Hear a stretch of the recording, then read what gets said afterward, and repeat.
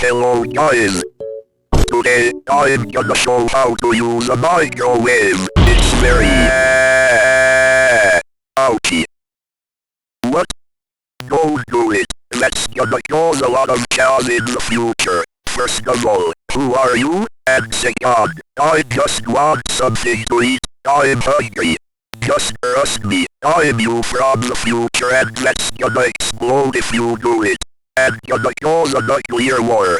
And make the British real. Shit, I don't want that really to happen.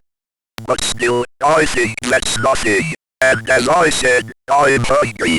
So you can't stop me from doing it.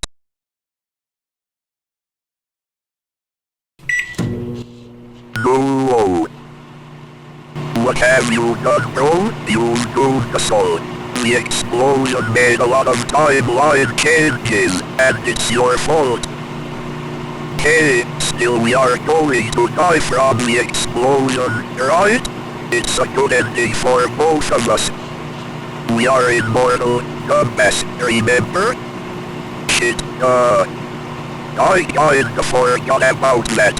But still, we are going to survive. I can't forget about what I said. We are going to die from.